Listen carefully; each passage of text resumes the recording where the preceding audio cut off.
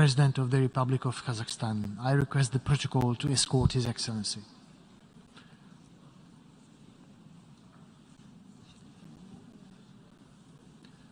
On behalf of the General Assembly, I have the honor to welcome His Excellency Kасым-Жомарт Токаев, President of the Republic of Kazakhstan, and to invite him to address the Assembly.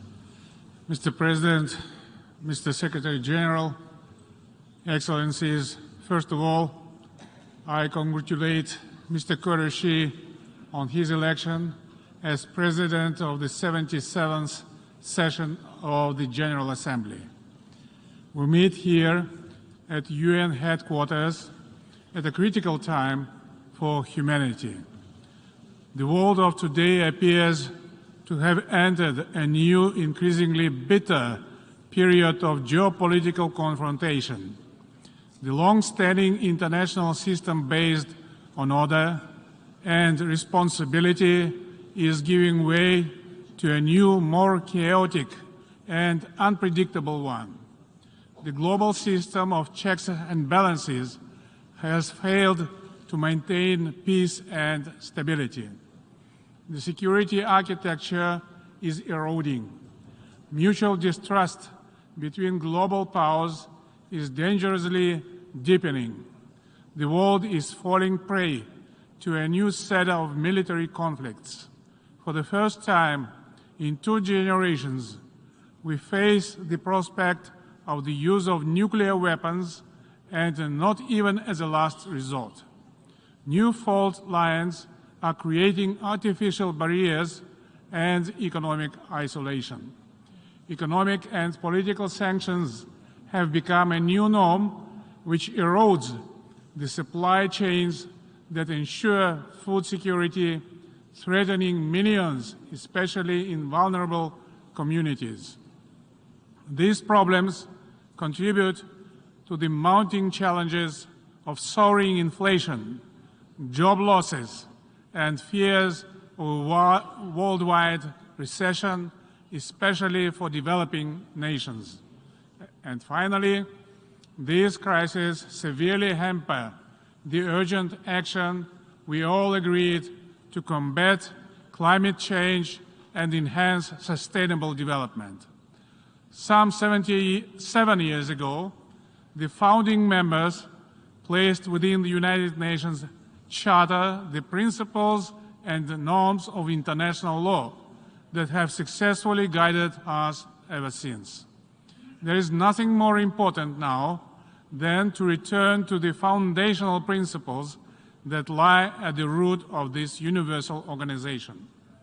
In particular, we must rethink the linkages between 3 primordial principles: the sovereign equality of states, the territorial integrity of states, and peaceful coexistence between states.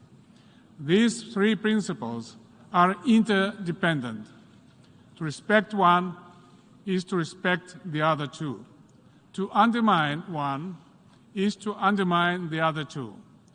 When the global disarmament regime, both conventional and nuclear, weakens, these 3 principles are threatened. Conversely, as these 3 principles are respected, they grow in strength.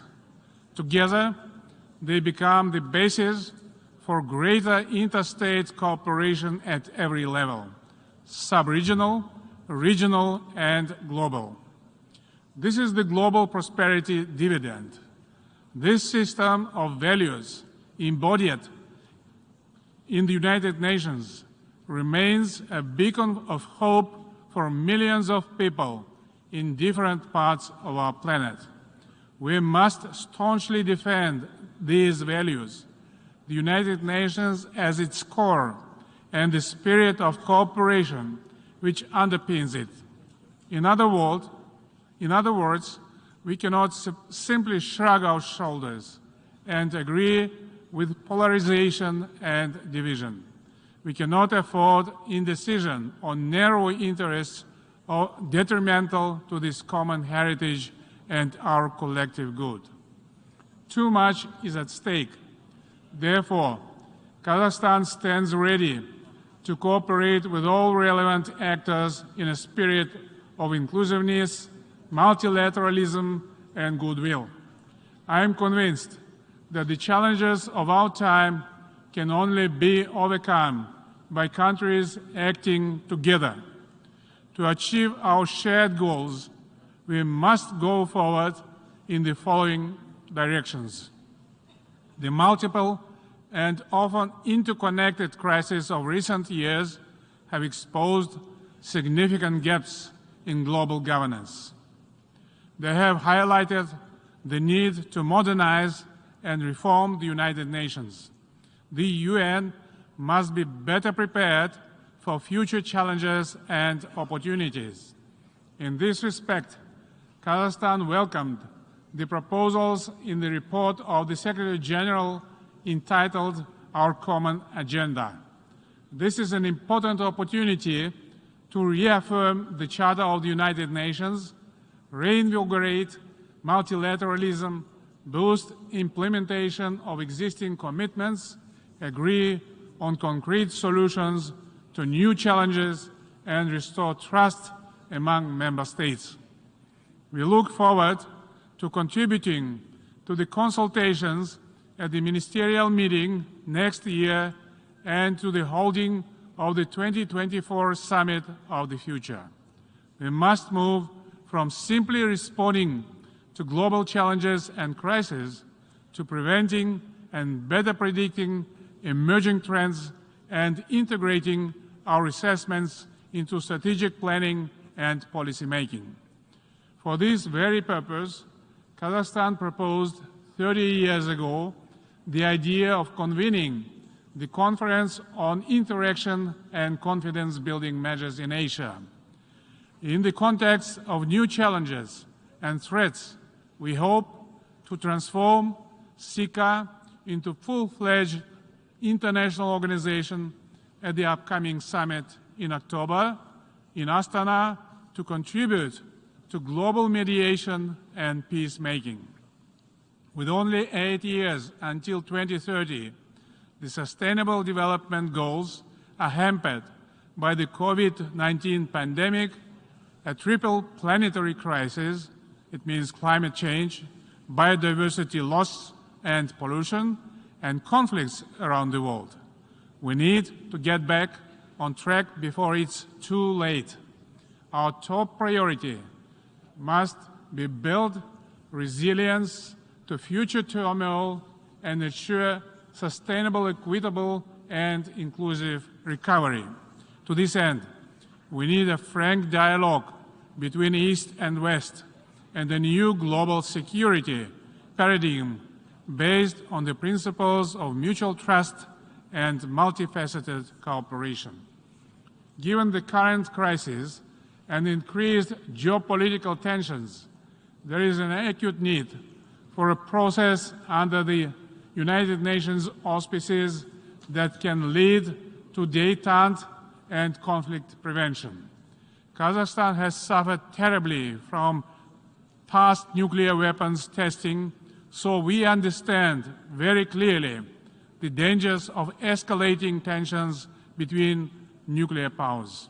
For this reason, nuclear disarmament has become a key part of Kazakh foreign policy, and we will be continuously struggling for a world free of nuclear arsenals. Despite some progress in this area, unfortunately, the whole record is not that positive. We are alarmed by the increased rivalry and rhetoric of nuclear states. We are also concerned at the lack of progress made by the NPT review conferences. Elaborating new mechanisms to ensure disarmament and non-proliferation is a daunting task ahead. Similarly, the COVID-19 pandemic has highlighted the urgent need to manage and reduce biological risks and dangers. It should be of universal concern that we still rely on the Biological Weapons Convention, now 50 years old, without any effort to create an agency or body for international cooperation. In this context, I would like to reiterate my earlier proposal to establish an international agency for biological safety. Along with threats to international security, climate change requires greater international cooperation and solidarity as well. Around the world, people are facing existential threats from weather and environmental change. If we are to turn this tide, we need more action, and we need it fast. Many of us have taken bold steps already. In Kazakhstan, we have pledged the total transformation of the oil and coal-dependent energy sector into a net zero economy by 2060.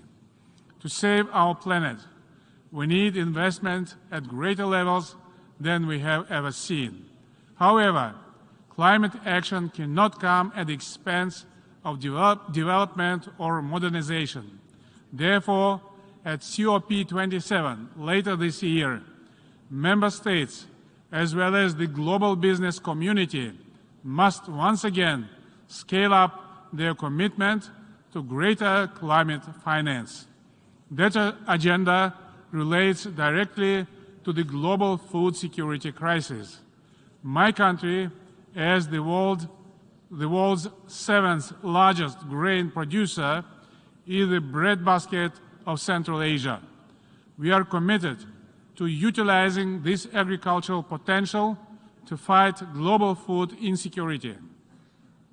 Kazakhstan will continue to act as a reliable supplier of grain and other food staples, first of all to the poorest countries.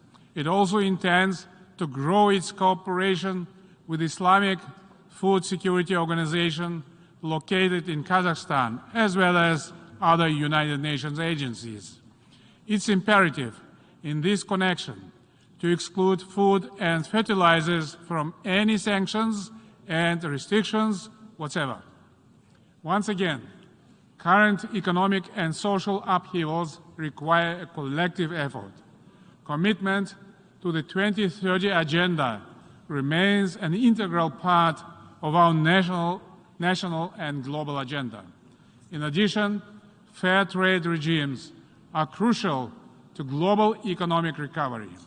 In this context, I would like to commend the constructive decisions coming out of the 12th WTO Ministerial Conference chaired by Kazakhstan. The current geopolitical situation also highlights the importance of a reliable and diversified global transit and transport infrastructure. We are seeing this in our own region. Kazakhstan, the largest landlocked developing country, is becoming a vital Asian land corridor to Europe. The Trans-Caspian International Transport Route, or Middle Corridor, has received a new impetus.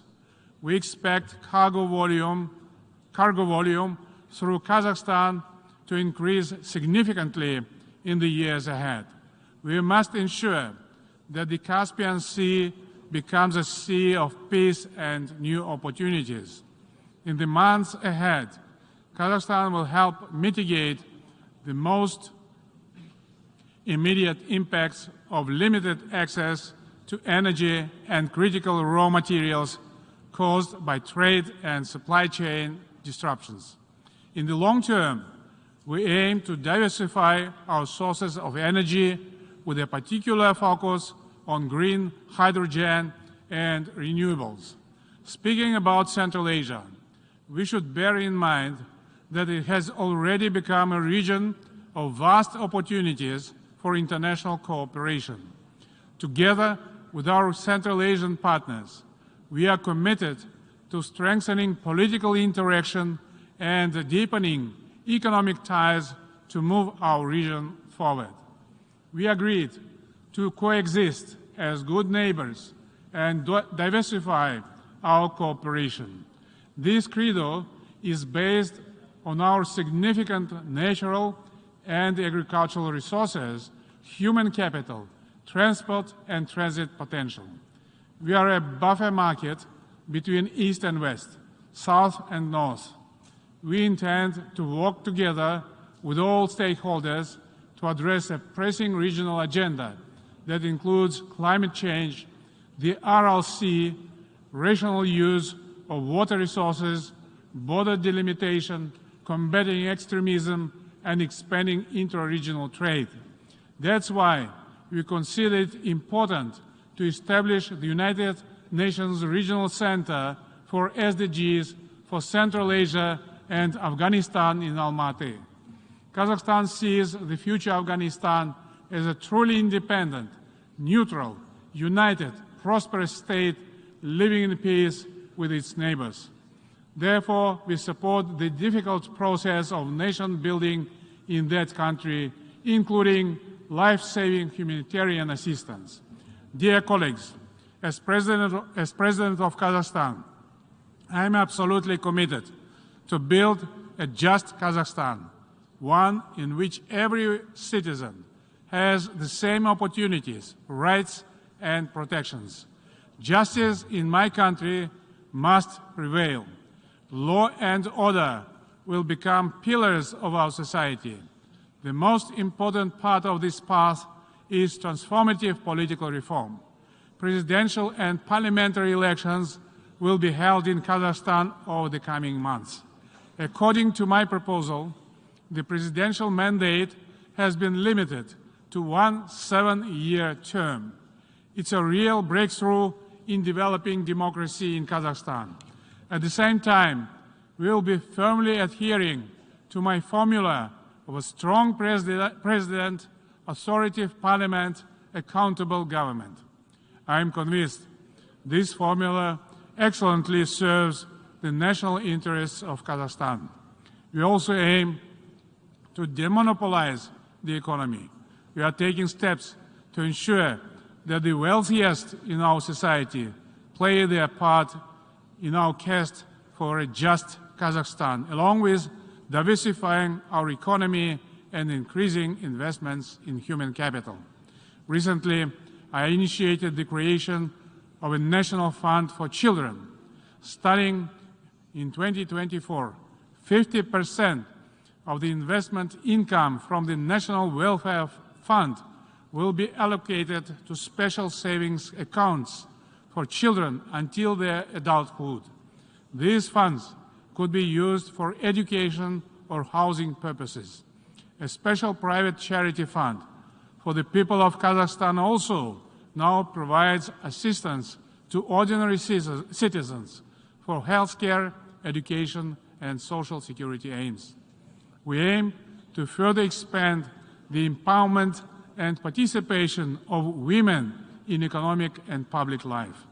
Comprehensive national transformation is not a simple process, and there will be certainly pitfalls and bumps in the road. But if we are firmly to meet the expectations of Kazakh citizens, we cannot deviate from this strategic path. Over the past 3 years, we have carried out substantial transformations through 4 packages of political reforms. For example, new laws passed by the Parliament simplified political parties' registration and reduced the threshold for parties to enter Parliament from 7% to 5%. To promote a wider involvement of citizens in governance, there is now a mandatory 30% quota for women and young people in electoral party lists. To make local administration more accountable, local mayors are now directly elected. To foster a more open culture between society and government, we have changed the law on peaceful assembly. Government authorization is no longer required. Following its international commitments on the fundamental right to life and human dignity, Kazakhstan abolished the death penalty. A just Kazakhstan depends on our multi-ethnic and and multi-confessional solidarity. The unity in diversity principle will be preserved at all costs. Last week, the 7th Congress of Leaders of World and Traditional Religions was successfully held in Kazakhstan. The Congress once again highlighted the importance of religious tolerance, dialogue, and mediation. We are ready to build bridges and provide platforms for dialogue wherever needed. Dear friends, this year marks 30 years of Kazakhstan United Nations partnership. The organization has contributed strongly to the formation and strengthening of independent Kazakhstan. Over that period, we have worked for the aims of the Charter in all major UN organs, from ECOSOC to the Human Rights Council and to the Security Council. Kazakhstan will remain at the forefront of advancing a more modern, efficient, transparent, and accountable organization. Never in history have we had such a need for responsible leadership for the next generations. Remembering our past makes us responsible for our future. Together with you, we will spare no effort toward building a safer, more sustainable, and prosperous global community. Thank you. On behalf of the Assembly, I wish to thank the President of the Republic of Kazakhstan for the statement just made and request the protocol to escort His Excellency. And before proceeding, may I just kindly remind delegations that the agreed time limits for the national interventions are 15 minutes, and you are kindly requested to adhere to this agreement. The Assembly will hear an address by His Highness Sheikh Tamim bin Hamad Al Thani, Emir of the State of Qatar. I request the protocol to escort His Highness.